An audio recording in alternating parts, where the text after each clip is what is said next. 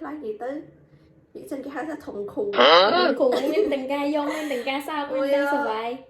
វាចូលគ្នាគ្រប់មុខគាត់ប្រឡងបានអាខ្ពស់ជាងគេទាំងអស់គ្នាប៉ាឥឡូវរៀនភ្នែកឯងបងប្អូន PhD មានទាំងអនុបណ្ឌិតអីមករៀននៅទាំងអស់សូម្បីតែ PhD ក៏រៀនមួយខ្ញុំដែរម៉ែសួស្តីអ្នកទាំងអស់គ្នាថ្ងៃនេះខ្ញុំនឹងនាំអ្នកទាំងអស់គ្នាទៅកាន់ campus របស់ខ្ញុំមួយទៀតនៅទីក្រុងឆាងឆូននឹងដូចគ្នាប៉ុន្តែខ្ញុំត្រូវធ្វើដំណើរតាមរយៈឡានក្រុងប្រហែលជា15នាទី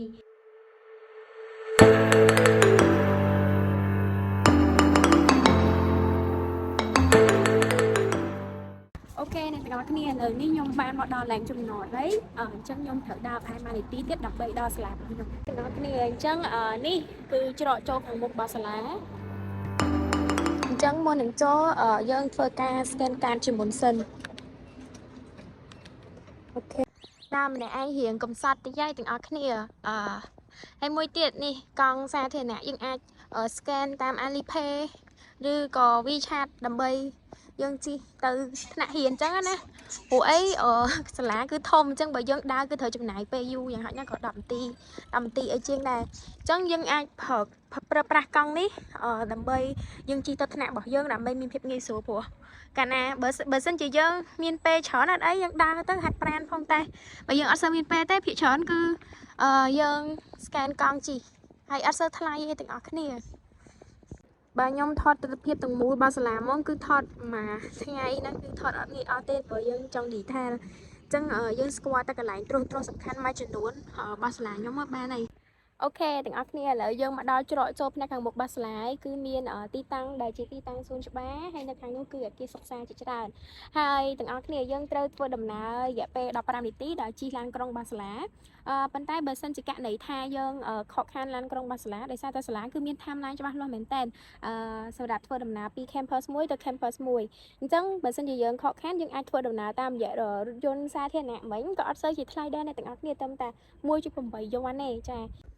ឡូវមុននឹងមើលសាលាមើលខ្ញុំមួយសិនណានេះវិញគឺជាទស្សនវិជ្ជាថ្នាក់រៀនចាថ្នាក់រៀនហើយយើងដើរទៅមុខទៀតទៅគឺសាលាគឺធំខ្លាំងមែនតើព្រោះមានថ្នាក់រៀនមានកង់ទីន2-3សម្រាប់បងប្អូនដែលគាត់ញ៉ាំប្រភេទអាហារហាឡាក៏មានដែរនៅក្នុងកង់ទីនសាលានឹងប៉ុន្តែបើចំពោះហាឡាគឺរៀងថ្លៃជាងតម្លៃរបស់ម្ហូបអាហារផ្សេងទៀតបន្តិចប៉ុន្តែនៅនេះគឺតម្លៃសមរម្យណាស់អ្នកទាំងអស់គ្នាអត់សូវថ្លៃទេម្ហូបអីបានអីក៏មិនសូវជាថ្លៃអីមែនដែរអញ្ចឹងយើងអាចមានលទ្ធភាពចាទិញកំងបើថាកំងអត់គិតទេគឺថាអស់លុយដូចតែគ្នាណានិយាយចំទៅមិនអួតទេអ្នកសាលាមើលពីជ្រុងណាក៏ស្អាតដែរអាគារចាំមើលពេលមានព្រិលធ្លាក់ទៀតចាំខ្ញុំអាប់ដេតឲ្យអ្នកទាំងអស់គ្នាមើលថានៅនេះមានព្រិលធ្លាក់ហើយតិចខ្លាំងណាព្រោះនៅជាប់ហាពីងនៅជាប់រុស្ស៊ីអញ្ចឹងទៅខែតិចម្ដងយើងត្រូវទិញកៅអៅទិញអីត្រៀមឥឡូវជាក់ស្ដែងខ្ញុំអត់ទាន់បានទិញកៅអៅល្ងាអីច្រើនដើម្បីត្រៀមទេព្រោះនឹកឃើញឥឡូវមិនទាន់សូវតិចអីហ្មងដែរមួយរយៈមុនហៀងតិចឥឡូវរៀងស្បើយខាងនោះគឺជាកង់ទីនខាងបងប្អូនដែលគាត់ពិសាអាហារហាឡាល់តែខ្ញុំអត់បានថតមិញដាហួសបាត់ហើយខាងនេះកង់ទីនមួយទៀតសម្រាប់យើងមានចង់ញ៉ាំអីវិញក៏មានដែរមានច្រើនហ្មងហើយមានជាម៉ាតមានអីនៅខាងក្រោមនឹងហើយនេះផ្លូវខាងលើនោះផ្លូវដើរទៅថ្នាក់រៀនហើយផ្លូវដើរទៅដម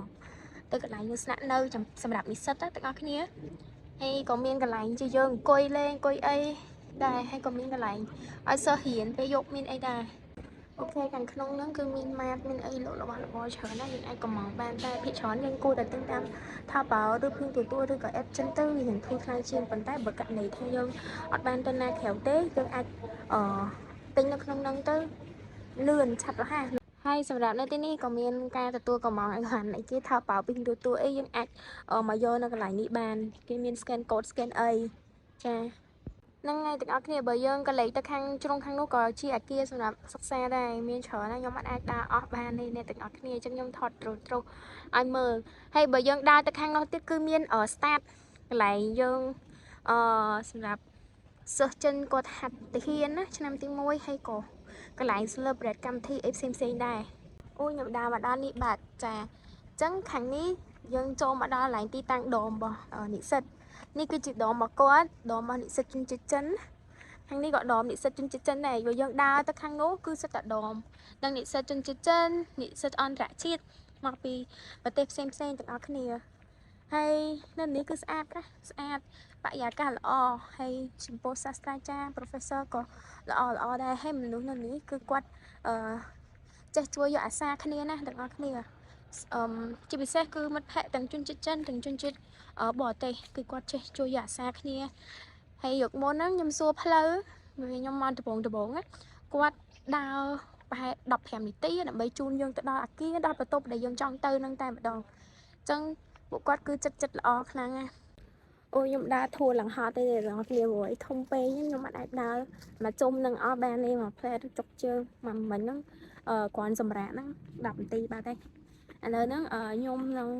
ទៅកន្លែងដមនិស្សិតអន្តរជាតិហើយមានសិស្សប្អូនខ្ញុំម្នាក់គាត់រៀនត្រៀមភាសាមួយឆ្នាំនៅនេះដែរអូខេឥឡូវខ្ញុំមកដល់បន្ទប់ហូតណាខ្ញុំមកដល់បន្ទប់សិស្សប្អូនខ្ញុំឯងដែលគាត់នៅក្នុង campus នេះនៅក្នុងបន្ទប់នេះគឺគេនៅ2នាក់ចាឥឡូវដល់គាត់ដល់ម៉ោង